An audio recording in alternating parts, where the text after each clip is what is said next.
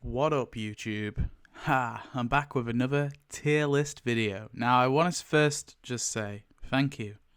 Thank you so much to everyone for 5,000 subscribers. I mean, that is awesome. That's a really big number to reach. Yeah, I'm very grateful. Hopefully, we can make it 500,000, please, by the end of next year. I'm joking, of course. Of course not. But yeah, it's been really good. Today we're going to be ranking villain groups, okay? It's going to be pretty cool. And I decided why not, because there isn't that many groups, and I'll sort of go through what I consider a group to be in a second. Because there isn't that many groups in the main show, I thought why not just do the whole universe? So this is every single group of villains or antagonists, whatever you want to call them, in the TWD universe. Now, I know some people don't watch or haven't watched Fear yet. It's quite a lot of people I've noticed, because I do like polls, and sometimes I'll do a poll and there'll be like a Fear character or a spin-off character, and someone will be like, who the hell is this character? So I decided I would do the main show first, and then anyone who hasn't watched like the rest of the universe can like dip out after that. So we'll do the main show first. But yeah, I'm going to be doing every single group in the entire TWD universe. Now, television universe, not comic universe. So I just want to first say a group, what I'm considering a group, they have to be at least 3 or more people, and the 3 or more people have to be antagonists. So if 3 or more people are like actually like antagonistic to the group, then that will be considered a group. So for example, like the prisoners in season 3, I haven't got on this list because the only like antagonistic ones are Tomas and Andrew.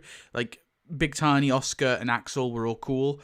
At least Big Tiny appeared to be cool. So I don't consider them a group. But characters like Woodbury, although like Woodbury is like a lot of good people, there's enough of them in there that you can consider them antagonistic, right?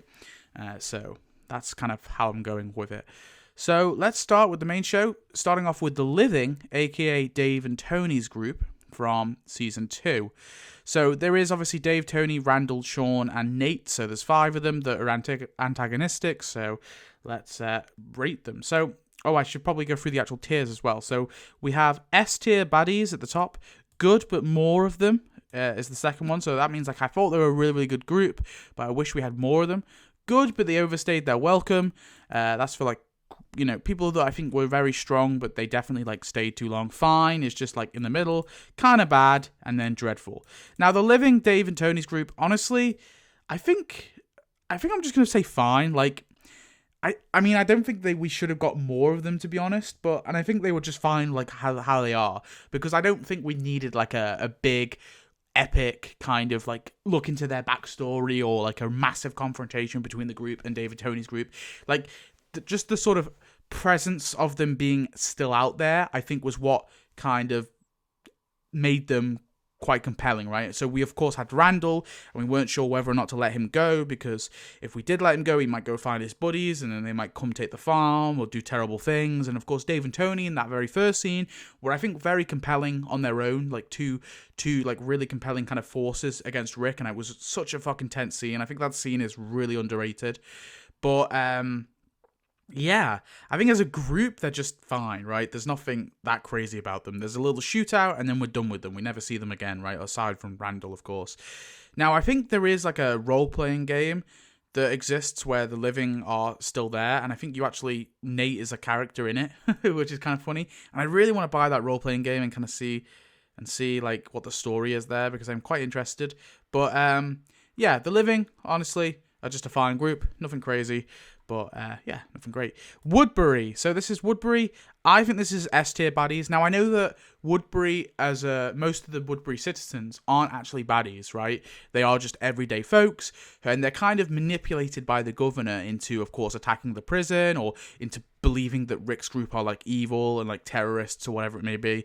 And I think that's what makes them, like, really good villains. And this is why I think, like, I've been thinking about this lately, right? Why I don't really like the Saviors. I find, like, the Saviors as a group, as a whole, not my cup of tea. And I was like thinking, like, what makes Woodbury better than the Saviors? And it's quite simple. And I kind of got this from reading the novels, right? I'm currently on The Walking Dead. Descent, the novel The Descent. So I've kind of done the Governor arc, and I'm now into the Lily Call arc.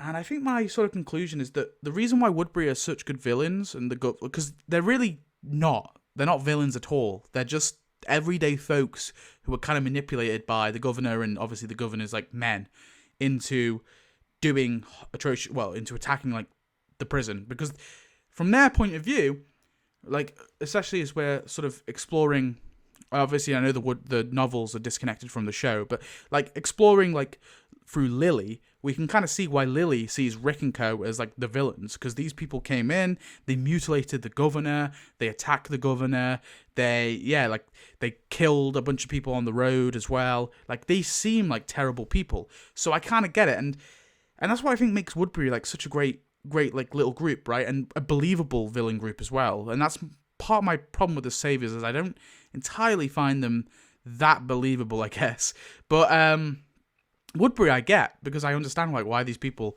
attack the prison, or like why these people are dubious of the prison. And of course, once Rick brings everyone back from Woodbury, they're chill. They actually are chill people. So yeah. And then Martinez's group, I think these are just fine. I mean, we didn't really get much. It's kind of a similar vein to, of course, Woodbury, but I think with Martinez's group, we kind of get less time with them, and we get less of a feel for the community. What I really love about Season 3 of The Walking Dead, and kind of the stuff with Andrea, and I know everyone hates Andrea, but I personally, I don't like love Andrea's story in Season 3, I just think it's okay. But like, one of the reasons why Andrea doesn't leave, right, people like to say it's because she sided with the governor, or she didn't see what the governor is. And that's partly true, but I think a main reason why she didn't leave is because there's a scene where, in the mid-season premiere, where Maggie kills Haley, who's this girl that Andrea kind of bonded with a little bit earlier on in the season. And Haley is just like, a little stroppy, but just a kid really, barely an adult, right? And she's gunned down ruthlessly in this escape. And so Andrea kind of sees all these people as innocents, and she just wants there to be like a peace between both sides. And that's what she's trying to do. And that's what I think kind of gives like sort of empathy to Woodbury. But Martinez's group, you kind of get less of that. Now, of course, we get like some characters like, I guess, Tara and Lily, because they joined, so we sort of know those characters. And Megan, of course, we kind of have feelings for them. Alicia's okay. And then you have like Pete and Mitch, who are, the brothers. I guess this group doesn't become antagonistic until too far gone, I suppose. But yeah, they're just fine as they are. It kind of made sense to give the governor like a new army. We needed the governor to get like a new force, and I think the way he basically does the same thing he did with Woodbury with this group as well. And I think all that was done really well, like how he kind of took over them. But as a group on their own, I mean, they're just fine. The Claimers, I think these are S tier baddies. I freaking love the Claimers. I have so much like love for the Claimers, man. Just like Joe is his sort of philosophy. They are just like simple kind of rednecks in a way, so they are very simple baddies. But like, it's the way that we sort of learn about them. We get like snippets if you like listen closely in the house when Rick's kind of moving around. You can kind of tell what type of men these are when they're sort of talking about having Michonne when she comes back. But I think like most people miss that. At least I missed that on my very first kind of watch. It's only like on a few extra watches I sort of picked up on those lines. But maybe it's because I used to, like, I watch everything with subtitles now, but I never used to, so maybe it's down to the fact I couldn't really hear it. But, yeah, the Claimers are just, like, the way that they're built up, like, they seem kind of bad at first, but, like, oh, we don't know about these guys. And then, because you don't know if it's all talk as well, right? They might actually do it. And then we kind of get some scenes with Daryl, and we kind of get the idea that Joe's not such a bad guy. Or at least I kind of got that impression. It's like, that's what the show was kind of going for, because Joe obviously sides with Daryl over Len, and we get rid of Len, right? And then it's like, Joe's like, he's rough, he's not a brilliant person, clearly, but he's not terrible. And then we get to the finale, and of course, what they're going to do to Carl, what they're going to do to Michonne, and then we kind of realize that, oh no, these guys are like awful. These are terrible people. And I think Joe's kind of philosophy of like, there's don't lie, you have to claim anything you want, you have to claim it. Like all these like simple kind of, I don't want to say redneck rules, but like your redneck rules is like, this group is like a bunch of morals basically. And that's what I think is really good, is it's kind of pairing Daryl with like what he could be if he wanted to, and that's what makes them like such compelling villains. And I think the finale, most underrated episode in the entire show, the best finale in the entire show, is brilliant. And these guys are part of the reason why it sort of is so great.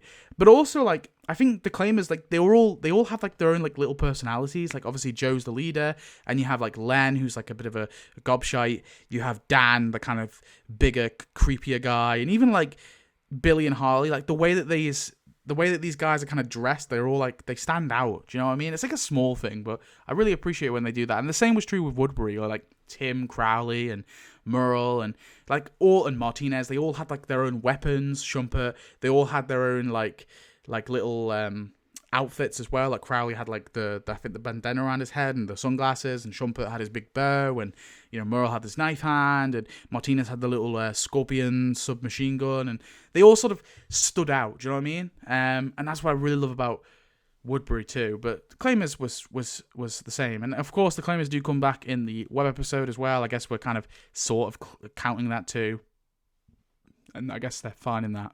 It was a cool like little cameo. Now we have the Hunters, aka Terminus. I don't want to just say everyone's S tier, but these guys are S tier villains. They're really good as well. They're very evil and sick, and it would be very simple just to kind of leave it at that and say, okay, they're cannibals, cool, whatever. But no, I think actually wait, no, I'm gonna put the Claimers here. Good, but I want more of them.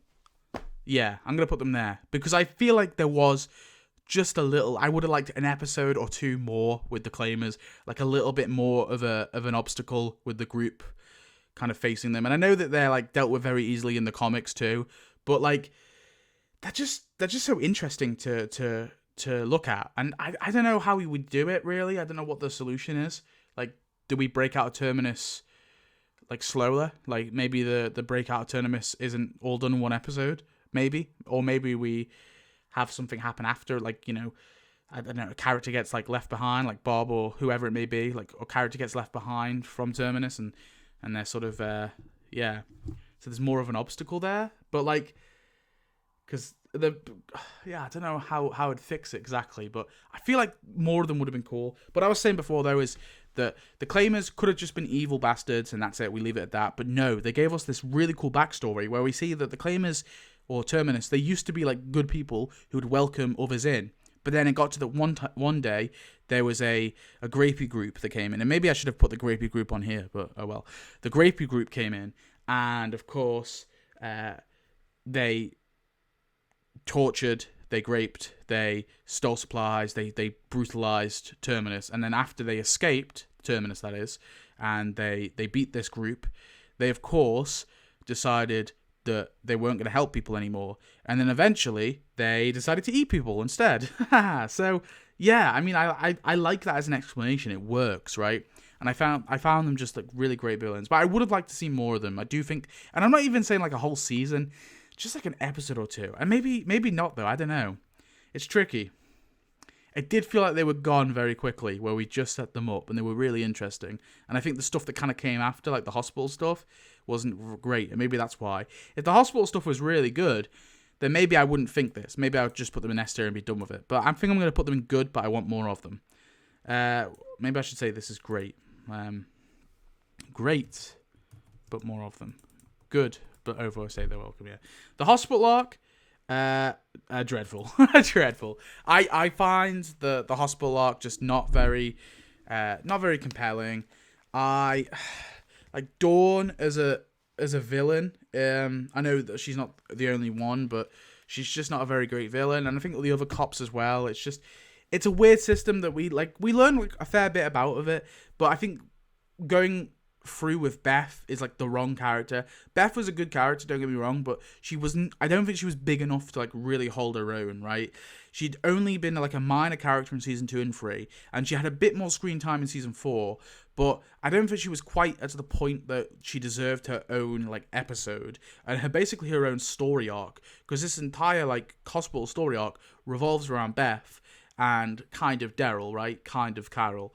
But Yeah, I just don't think she was the right character, and I think that lets it down. But as well, like as a group, the villains they're just not that interesting to me. I find them quite boring. I mean, they're just a bunch of cops who got greedy and they wanted like little slaves, basically. They have slaves, okay? That's basically what it is. They're cops who keep people in the hospital so they can like fucking fold their clothes and shit. It's kind of silly.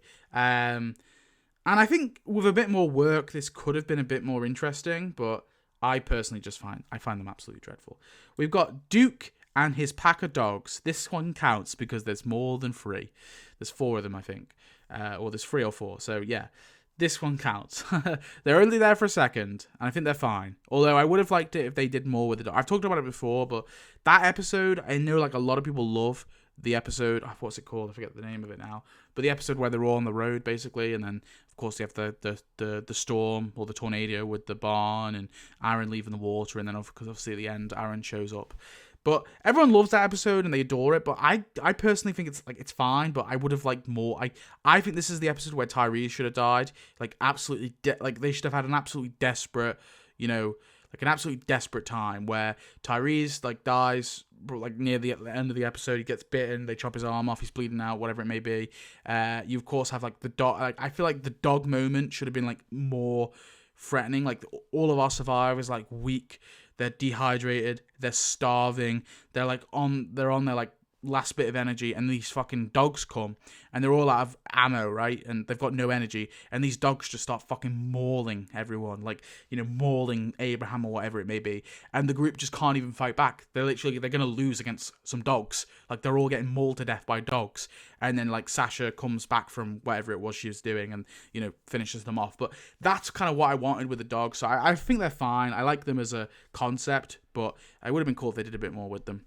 Now we've got the wolves. I think the wolves were fine. I do find the wolves a little too comical, to be honest.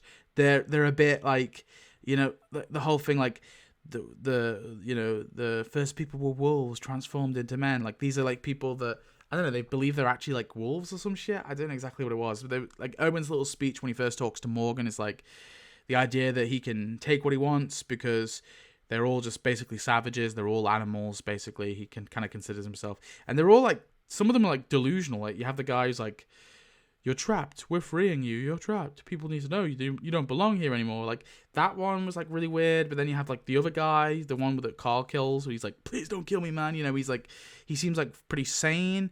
And then like Owen and like Edward, the 2 main wolves, they seem like fairly sane, but also kind of batshit as well. Like the wolves are kind of weird. Like I like them again as a concept. I think they're cool. I just maybe would have liked a better explanation. I don't think we needed more of them, like more screen time. I just think we needed them to be explained better. And I guess that's what I would do with them. But I think like in the actual story arc, they work really well. And I like the episode with Carol, and I like Owen as a character. I think he's okay, although I feel like the actor isn't the best. I think with a better actor, that character could have been way more compelling. Not to say the actor's bad, I just think he was not right for that role. But yeah, that's my thoughts on the wolves, I guess. Now we have the saviors. Okay, so I think the saviors overstayed their welcome, to be honest. Yeah, I'm gonna say that. I like the saviors in a sense, but I do find the saviors a bit too NPC in the sense that, like with Woodbury, like I was saying, like Tim Crowley and the Claimers, and even like the Hunters, right, in Terminus, right, even all those guys felt like they had a bit more spark. Like you had maybe less so than the Claimers and Woodbury, but the Saviors all just feel like NPCs. They all don't, like apart from a few like Gary, David, a Rat, Laura, like a few Saviors, they're okay. The rest are just like nothing. They're like men, and every single like Savior is a man. I swear to God, like. The gender ratio in the sanctuary must be like 10-1, I swear. Like they're all bloody men, and they're all like bald white men, most of them, and it's like kind of like I don't know, it's like a small thing, but they just don't feel as real as like other groups, is like on a sort of an aesthetic level.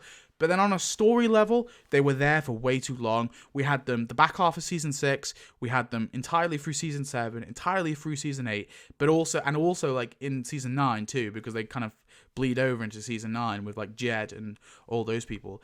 I really felt like the Saviors overstayed their welcome. They were there for far too long, and they were great at times. I think all the build-up to the Saviors was excellent in Season 6, and I think some of Season 7 was okay too. Season 8 was far too much, though. Yeah, there's too many of them as well, to the point where, I don't know, it's just like, they're just not that great. They really aren't that great. And even like some of the other like sort of other than Negan, like Simon, I think starts off okay, but then I think he kind of devolves into just evil man for evil's sake. Who else do you have? You have like Jed, who is just like greasy man, like Justin, who is like slightly less greasier, slightly more attractive man.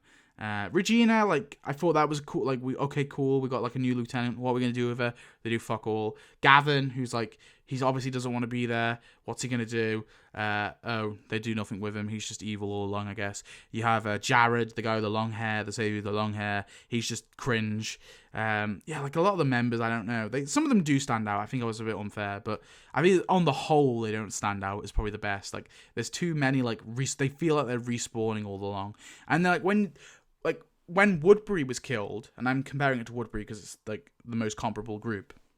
When like a member of Woodbury was killed, it meant something. Like the governor would be like, they killed 8 men. Like, they killed 8 men back there. They killed 5 men back there. You know, it would be like a big deal if someone died in Woodbury. But it never felt like a big deal to Negan, right? He seemed to care about people are a resource. Oh, and that's the other thing. The whole philosophy of the group: people are a resource. Yet, it doesn't feel fleshed out at all.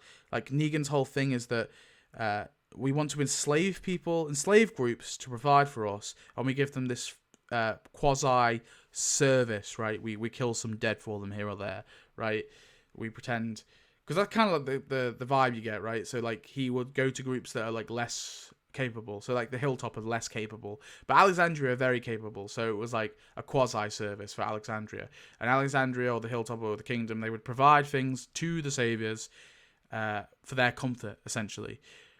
Okay, fair enough. But then you have like the workers, and it's like, so there's a whole working system as well, so there's like a mini economy going on within the Sanctuary too. And I guess like new stuff from these enslaved communities comes into the Sanctuary, and it's like, okay, fair enough.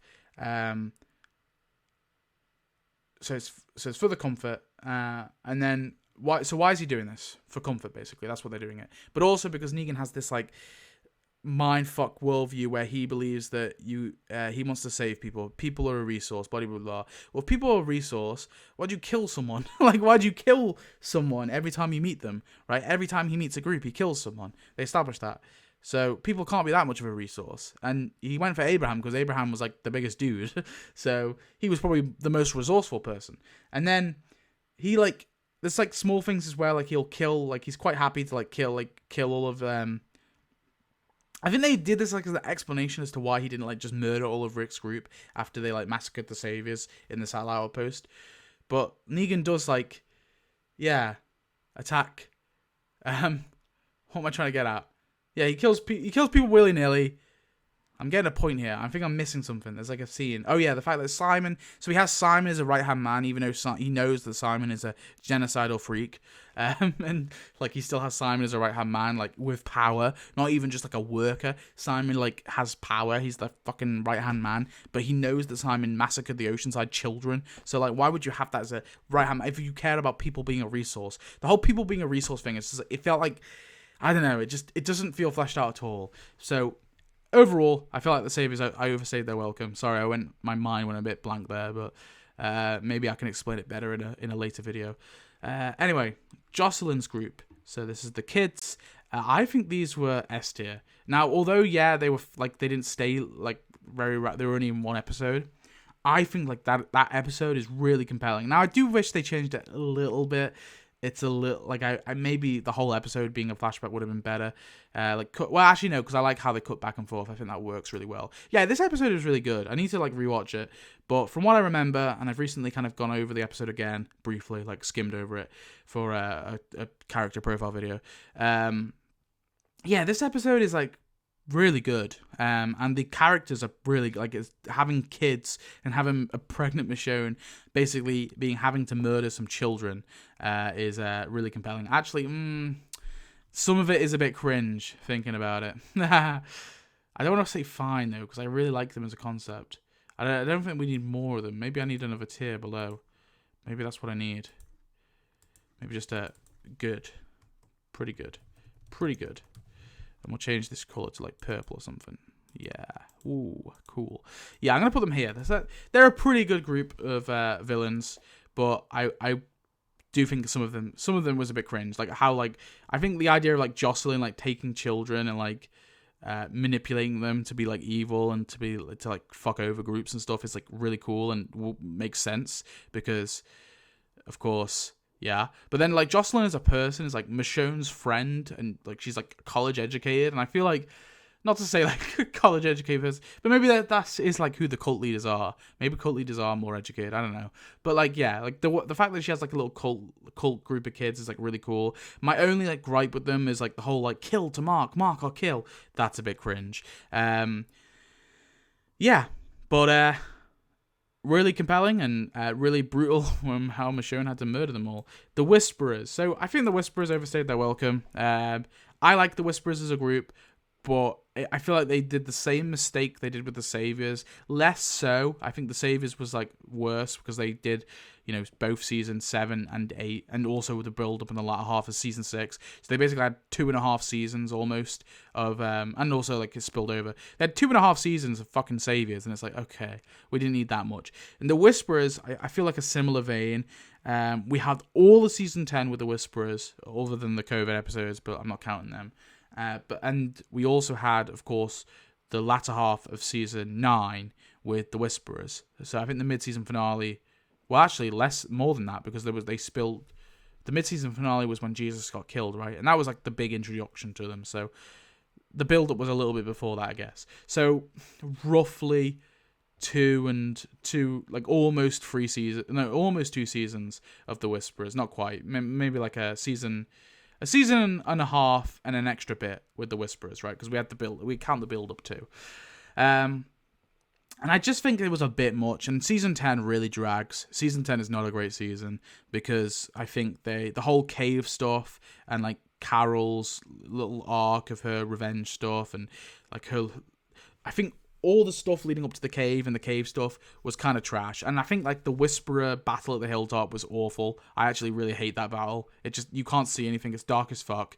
And they cut. They start the battle and then they cut. And then we just see the battle like near its end, and that's all we see, like in the opening image, and then we just see the aftermath.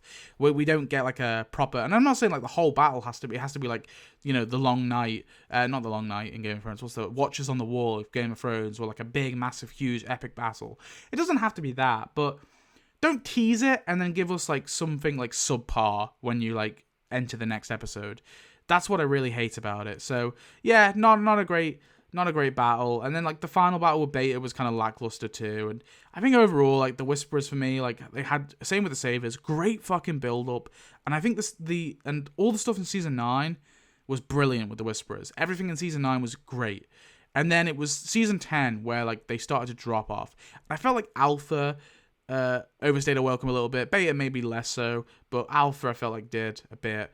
I think it was the scene where like her and Daryl went tooth to tooth and she got like really injured and Daryl got really injured, and then there was no consequences to that really. Alpha was fine and Daryl was fine even though he was like, stabbed in the fucking femoral artery, but whatever. Yeah, that was probably the moment I was like, okay, the Alpha's overstayed their welcome, the Whisperers are starting to overstay their welcome. That was the moment. But yeah, Alpha, the Whisperers. Okay, great build up. Like I said, overstayed their welcome. Okay, I think I'm done there. The Highwaymen. The Highwaymen were kind of bad. Like, it was.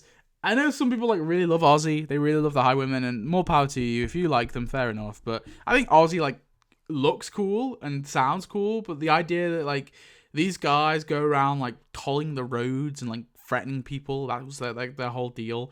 But they're convinced by a fucking movie. Like And people be like, I know someone said this in the comment section. They were like, yeah, the Highwaymen did it for a movie, but they haven't seen a movie in like 7 years or 8 years. Like, wouldn't you? Like, it wasn't even a good movie. It was a fucking like old ass royalty free animation. I'm not doing that shit. All right, I love my movies, right? But also, these guys are basically like bandits, right? They're highwaymen. Why don't they just steal the movie? Like, if they don't care that much about watching a fucking movie, why don't they just steal the movie? Like, why don't they just go break in or whatever? It's kind of like, yeah, I just found it kind of dumb. And like a realistic show, like you watch like gritty Walking Dead season 1 or season 3, and you were to tell me that, yeah, in a couple seasons time, there's going to be a group of guys who are convinced no longer to be mean to our group of characters because they want to see a movie, I'd laugh in your face. I'd be like, that's dumb. But yeah, no. Highwaymen were kind of bad, and then they basically faded into the background anyway after Ozzy and Alec died.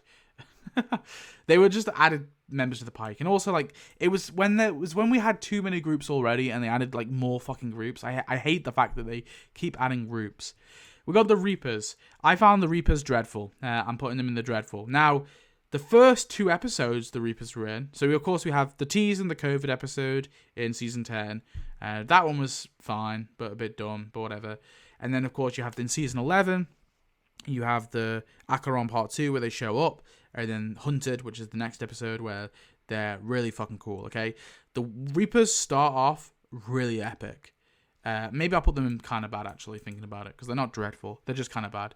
They start off really promising, and then we just lose. As soon as they take the mask off, we lose all the coolness about them. Pope is just not a great villain. His philosophy, I don't understand. Like, I want to know the backstory behind Meridian and the Reed, because I thought they were going to do something where it turned out Maggie did like something really bad to these group of people, and they're somewhat justified with what they did, right? Maybe not killing the kids, but you know, they're justified in attacking Maggie for what she did. But no, it just turns out that these guys randomly like marked Maggie and they randomly attacked Meridian for the sake of it. Like, I wanted a bit more to that.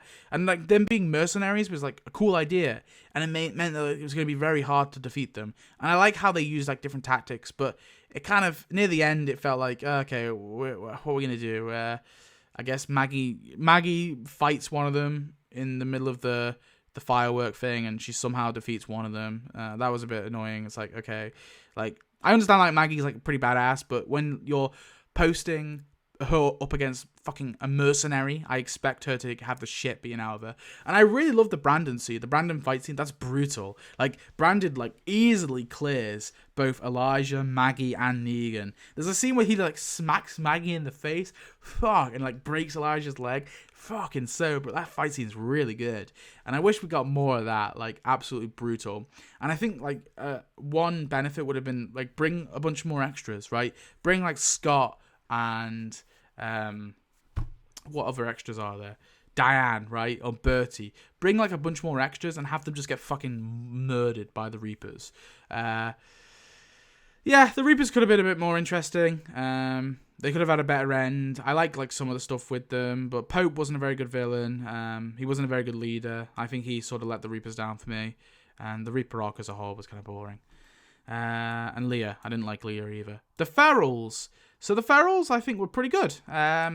Could we have seen more of them? Maybe, but I think for what they were, it was fine. I would have maybe liked it if the whole episode was Connie, but because I really didn't care for the Reaper stuff that was in the episode too. But yeah, I guess I don't know how I feel. I think this could have worked as a good bottle episode, actually. So yeah, fuck it. I would have liked it if it was all just focusing on Connie. But yeah, and with the Ferals. Yeah, the Ferals were really cool concept. My only like little tiny gripe was just make the actors younger. I think if they just cast like 18 to like 25-year-olds, I would really like make sure they look young as well, like look younger. I think that would have been like really cool, because you could then like explain like how they are this way, because they were literal like toddlers when the apocalypse began, and they, you know, their parents died, whatever it may be. So like all they've known is brutal, like sort of survivalist nature, right? So they're only like, yeah, that's what I'm trying to say. So they were basically like literal feral children. So that's why they're feral adults. That's would have made them a little bit better, but it's a small gripe. We got Riverbend. I mean, these guys are like barely villains, because they're only like villainous briefly, and then they sort of sided with Maggie and co. But they're kind of bad. I don't really care. Again, adding another group. We're in season 11. We're in the fucking second half of 2, or it was in the third half. No, I think this was in the second half still, right, with the Riverbenders. Yeah, it was, because Act of God was the mid-season finale, episode 16. So yeah, Riverbender, they came in the second half. We got a new group of people, more people in the Commonwealth, more people to look out for. And I was like rolling my eyes, like, another fucking group. Are you kidding me? I mean, I think Annie's okay, and I think the sort of conflict that happens there is not terrible, but as a group, they're not that interesting. And again, they just fade into the background after that.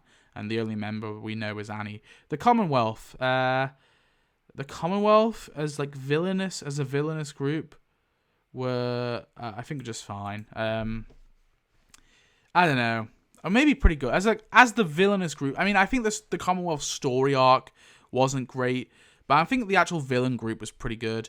I don't know, actually. Maybe I'll just put them fine. Because my biggest gripe with the fact that the Commonwealth is they literally turn them into stormtroopers. Everyone likes to joke, like, oh, they look like stormtroopers. Is this Star Wars? Haha. But then they turn the Commonwealth troopers into literal fucking stormtroopers. They can't aim. They got shit aim. They die easily. They're like respawning NPCs. They turned them into actual stormtroopers. They took the joke and they went with it. It's crazy. Like that scene where in the junkyard, the auto junkyard, where it's Gabriel, Aaron, and Daryl. They get surrounded by a group of them. 4 or 5 of them, and somehow they get defeated by a fucking one-eyed priest, a one-armed man, and a redneck. It's insane to me. I'm sorry, Daryl. I'm sorry. A lot of redneck hate today. They get defeated by 3 guys without armor, without fucking military. Like maybe Daryl has like some training because he got some training from the Commonwealth, right? But they get defeated by like fucking 3 guys, 2 of which don't have any training, and it's insane to me. I mean, yeah, sure, they're hardened survivors, but like the Commonwealth troopers have been like, some of these troopers surely have been trained from the beginning of the apocalypse, so they've literally been going at it for like 8 years, right? You know, doing missions, killing things, and like there's like no stakes there at all, and they just get killed off so easily, and they do it again. They keep doing it. Like the amount of Commonwealth troopers that get killed. I think Maggie throws one out of a fucking truck at one point. It's like, oh, I guess they're not fucking tough at all, right? They've got no fucking boring. Yeah, that's my biggest issue with the Commonwealth as a group, like the troopers. And then like, you know, the more sort of the people on top, you obviously have like Lance and Pamela. I think Lance was pretty good, Pamela less so, and then you have like Sebastian. I guess we're all sort of encompassing into one here, but Sebastian was fine. Yeah, but overall, I think the Commonwealth are just fine for me. I would have liked to, if they're a bit better, like bit more stakes, right? I want the Commonwealth troopers to actually be like trained, you know, to actually be a threat. Okay, so that is it for the main show. So that's every main show group. So if you're done with, if you've not watched Fear, because we're doing Fear next, then please click off this video. But now we're going to Fear the Walking Dead. So, Fear the Walking Dead. First off, we've got the California National Guard. So, these guys are kind of like villains, I suppose, because they obviously essentially imprison everyone, and then they want to like execute everyone, and they kidnap like Nick and Griselda.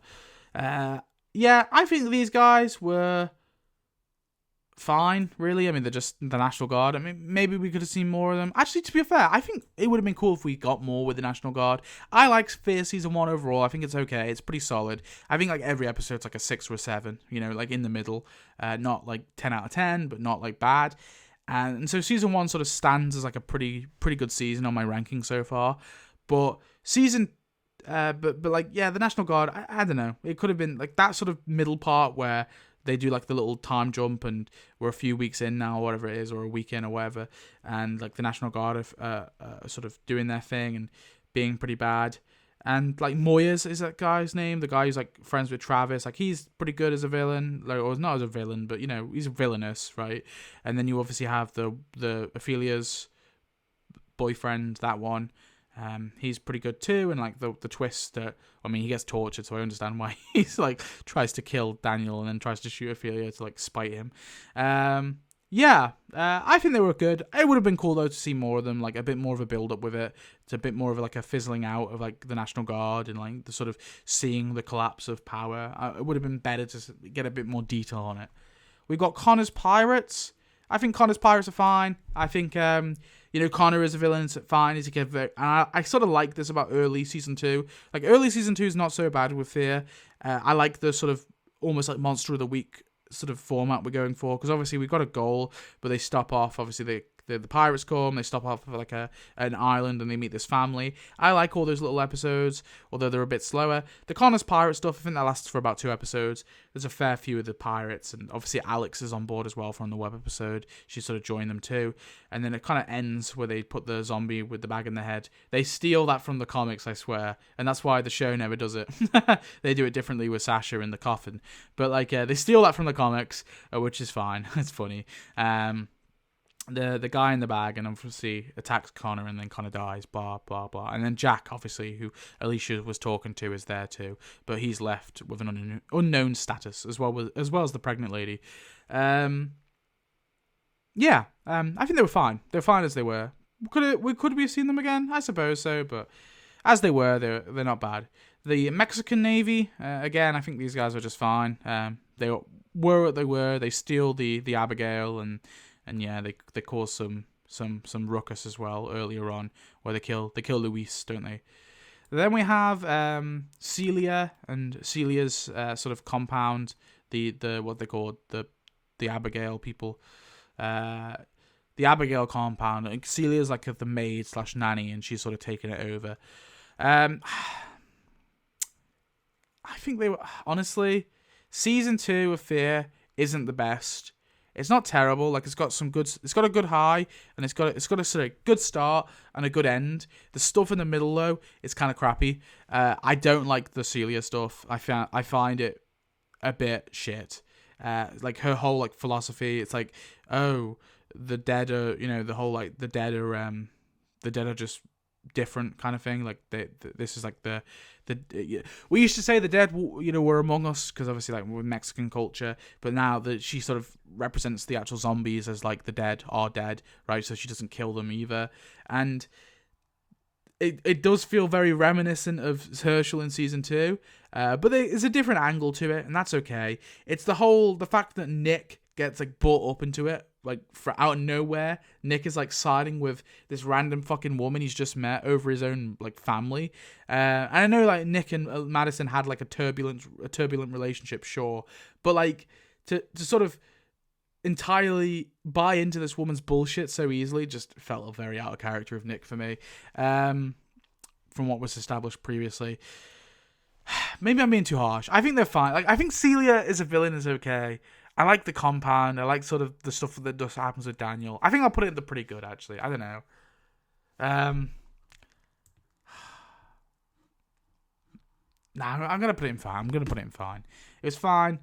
We have these guys, the dudes on the road, the gangsters. I forget what they are, what they're called.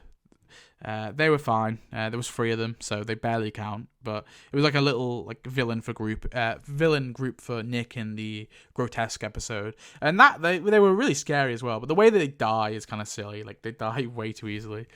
I would have liked it if Nick like pushed a zombie on them or something, right? That would have been like way more cooler. Or if Nick was literally like behind a zombie and like like pushed it on the guy to sort of, because the one dude like drops his bullets or drops his gun or whatever, and he just gets overwhelmed, the main dude. It's like, oh, is that it?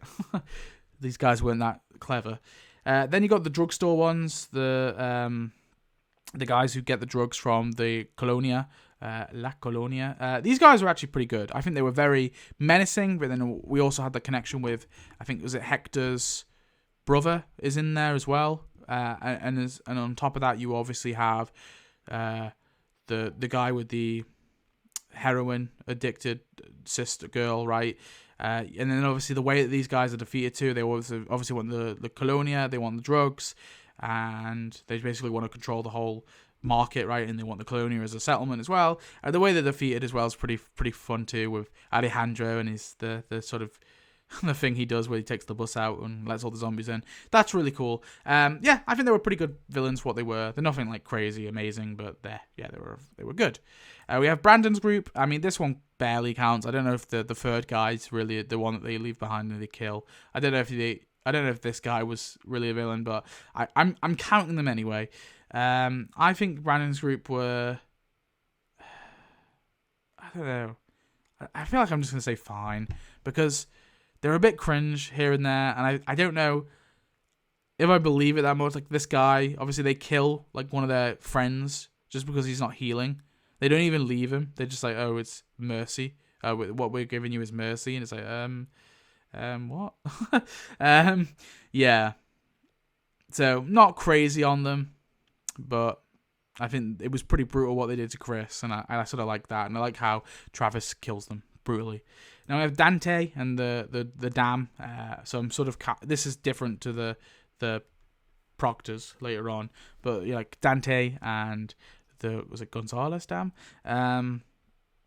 Yeah, I think it would have been cool to see more Dante, to be honest. But then, no, actually, I'm gonna say pretty good. The reason why is I think the way that they do it, like the episode The 100 of Fear is a fucking phenomenal episode. That's the best episode of Fear, okay? Some people like to say it's grotesque, obviously the one with Nick. And I think that's like one, is also up there. It's also a very good episode. But the problem with grotesque is like the way the start, like how Nick gets there is really dumb. But The 100 is like a much better episode. Like Daniel, like seeing Daniel start, and also it's all in Spanish as well, which is pretty cool. And the way that Daniel sort of defeats he sort of joins the dam, and he's kind of like, he joins Dante, and he's almost like willing to become a part of them because of obviously of his past, and he's willing to be that brutal man. But then he sort of changes his mind, obviously, when he sees the brutality of what Dante does, and he doesn't want Lola to suffer that fate. Maybe he also loves Strand a little bit too, who knows. Maybe he does have a little bit of love for Strand after all.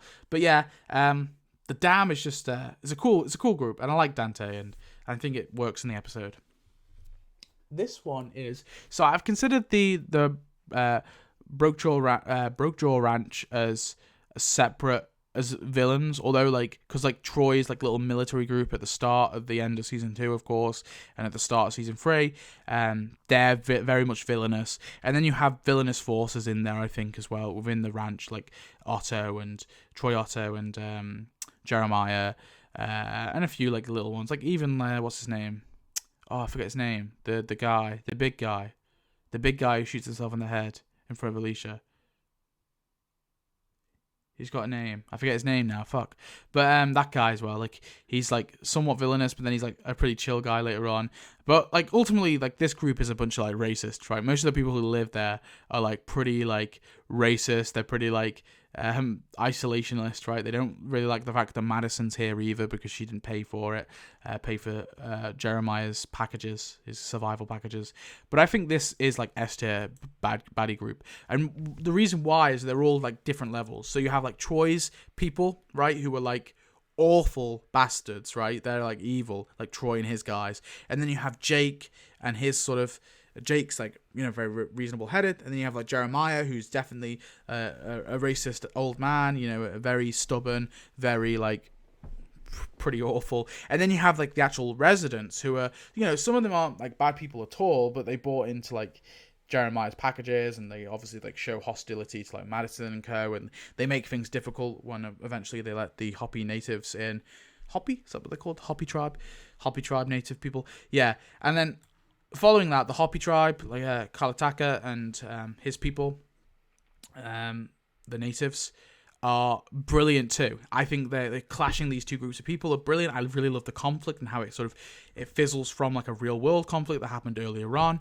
I just love all that, and I think the Hopi tribe are just excellent, and obviously clashing with the Broke Jaw Ranch as well. So yeah, these two groups are S tier groups, and obviously both of these groups arguably don't they sort of become non-antagonistic later on.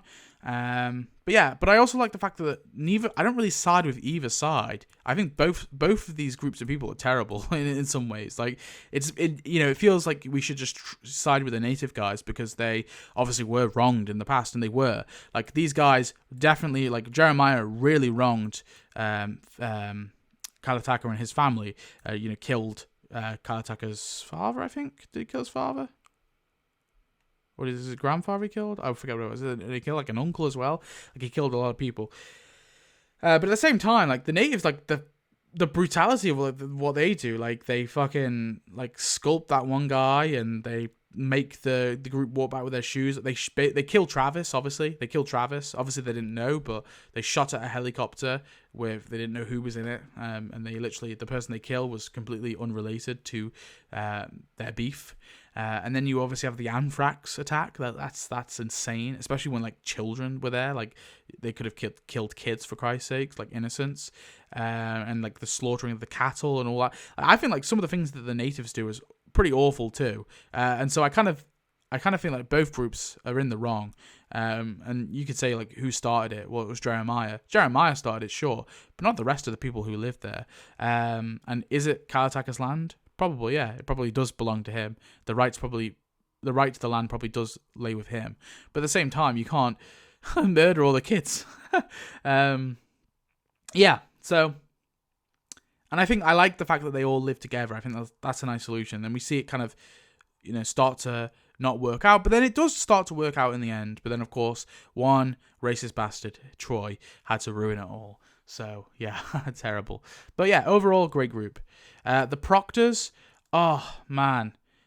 I wish. John Proctor, I think, was a really good villain. Like, the setup to him was really good. And I loved him I think the actor was really well cast. I thought they were pretty compelling. Like, a little biker group's, like, something new.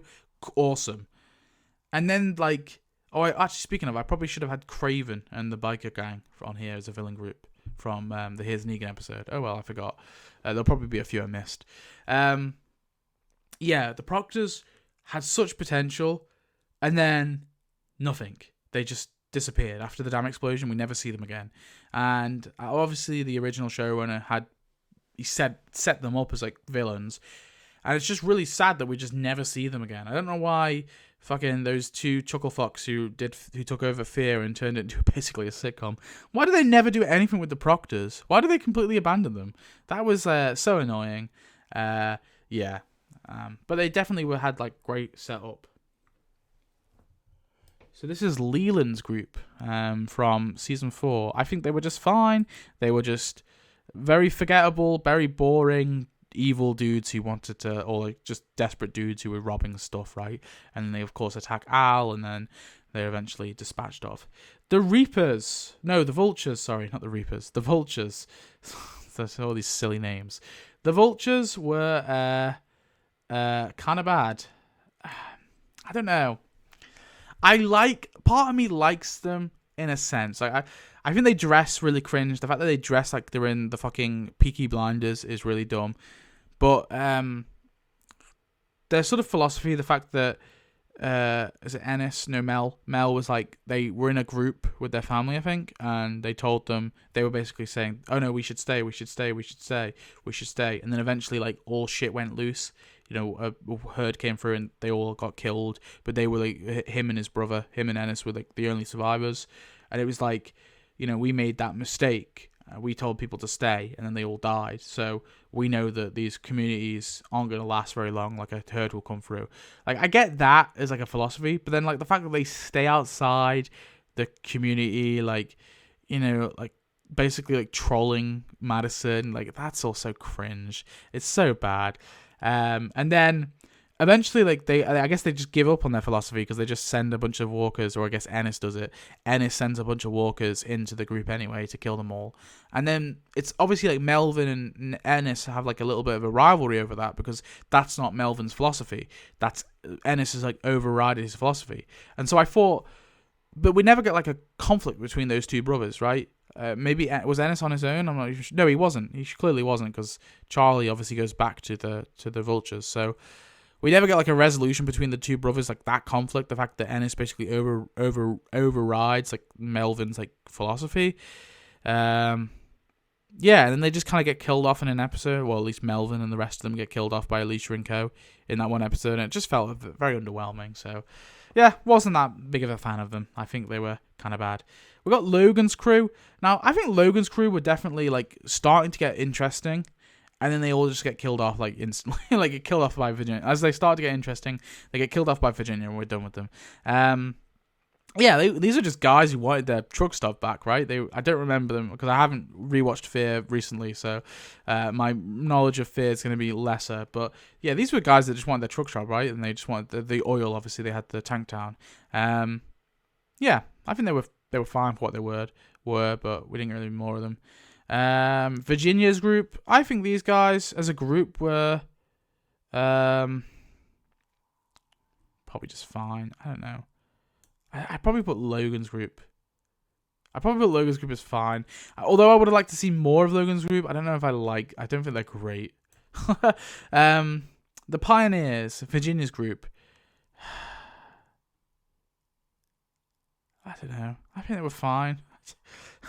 I think aesthetically they're really cool. Like cowboys going around and like whole Virginia's like new communities and all that. I think that was like a cool concept, and I kind of like how Fear does like a little bit more, not cartoony, but like you have like the gunslinger, like you have John as the gunslinger, and like you had like basically like every villain of Fear you have. So aside from the vultures, well, the vultures were like hipsters. They were like, let's have hipsters as villains, and then they do what's next? Logan's crew. What if a bunch of truckers are villains? And then they do what if a bunch of like cowboys were villains?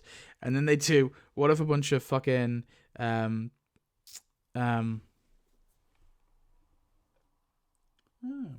if a bunch of cultists were villains? Oh, I probably should have had Cole and the Diamond people, the Dell Diamond people, but I forgot about them.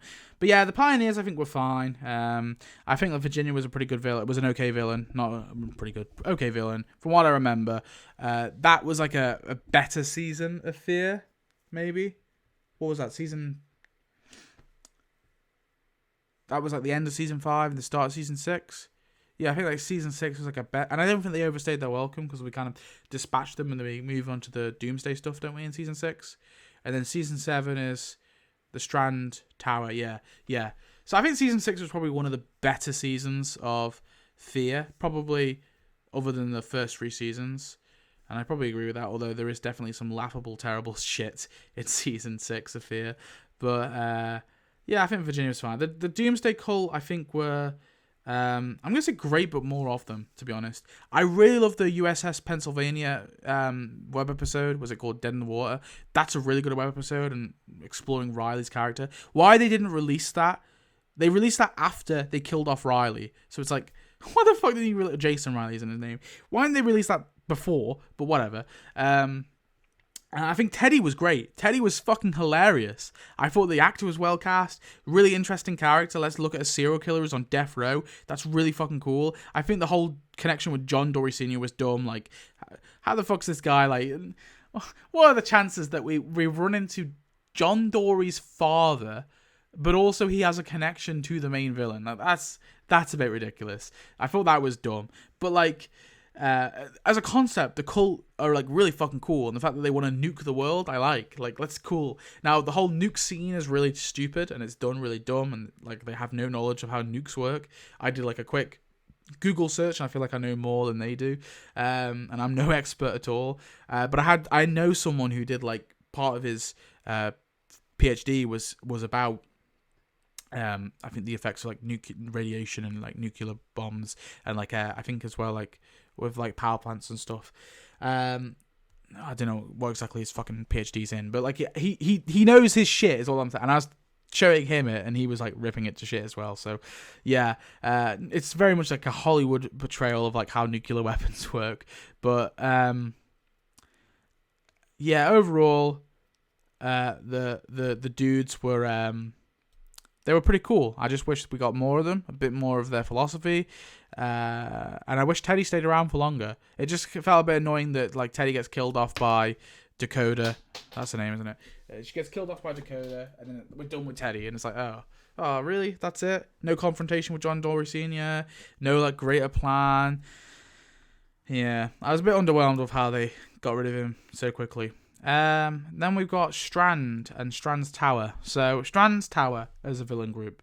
This was fucking dreadful. Like, It really was. Now Strand, I love Strand, and like, but Strand's character gets kind of butchered. Like Strand's dialogue is always, I think, pretty good throughout the whole show. But like Strand's character is like so.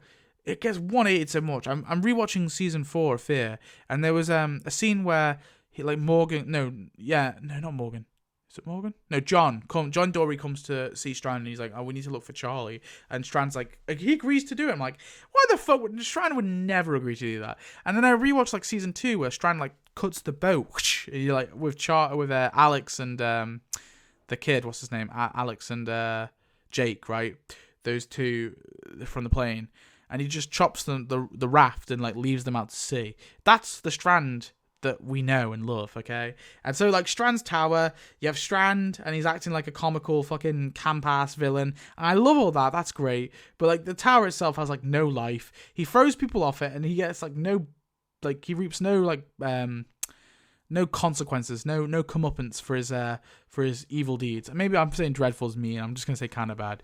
Yeah, and just like the whole group as well. Like it never really had much of a feel to it. It was just Strand and Howard, and then whoever would be his right hand man. And he had like Wes be his right hand man, and then I think, and then like John Dory was there, and John Dory. Is it like John Dory like betrays Strand, and Strand kills Howard, because like John Dory Sr. like frames Howard. And then, so Strand kills Howard, but then he's like, doesn't he say, like, I knew all along? He framed, and he makes John Dory Sr. his right-hand man instead. So what the fuck? And then I think, John Dory, and then he makes Wes his right-hand man and kills Wes. It's so fucking funny. Oh, God, it was so bad. And he wants the baby as well. Like, what the fuck does Strand want the baby? What the fuck does he care?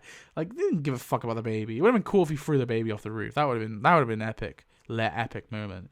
Then we got the Stalkers. These were fucking dreadful. I don't give a fuck. What were they even about? I don't even remember what they were about. I don't even fucking remember, man. And Padre, that was dreadful. The Stalkers were dreadful. Padre was fucking awful. Jesus Christ, that was like the worst part. My God. You have the fucking children who run the Padre, and they're kidnapping children. Why? To create some sort of future. Okay, cringe. Why the fuck would you have children? That's just annoying. Troy's group, dreadful. They brought back Troy, and it's not even Troy. It's no Troy at all. Like, Troy only works when he's got Nick, okay? I think, like, a big component of Troy as a character was with Nick, but also, like, the whole ranch and stuff like that. I think they killed Troy off. The way that Troy dies in season 3 originally is maybe a little shocking, but I think I learned to appreciate it. I think it's a good death, actually, because it's kind of like Madison is just completely like... She literally says... There's a scene earlier where Troy basically is like saying like he needs Nick. He's like Nick's his only friend, and basically how like he's gonna help Nick and he's gonna be there for Nick and he's gonna make sure that Nick doesn't like slip into drugs and shit. And so he's like a good presence in Nick's life, and Madison seems pretty uneasy about it. And then obviously Troy kind of gives Madison an excuse to kill him because he admits to it all, and Madison takes it. And I feel like part of it was because Troy fucking fucked the ranch up, right? And he basically killed everyone there. Part of it's that, but also I think part of it's because Madison kind of wants control over her son. So I sort of like the way he's killed off in the show. I think it works, and they bring him back for no fucking reason, because I don't know, the ratings are low and they're fucking run out of ideas, and they're like, who can we have as a big last villain? I don't know, we'll bring back one from season 3, a really beloved character. I think I felt like the actor like filmed all those scenes like one day. That's what it felt like.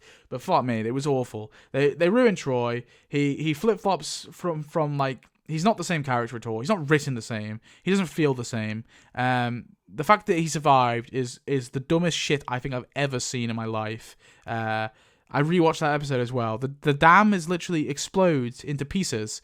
He's at best unconscious with a hole in his skull, and gushing, muddy, fucking dirty water comes running through. Okay, there's no way in hell that man is surviving in the real world, let alone a fucking apocalypse. So, dumb that he survived, and his group have no fucking personality to them whatsoever, and I don't care. And that Tracy girl is insufferable.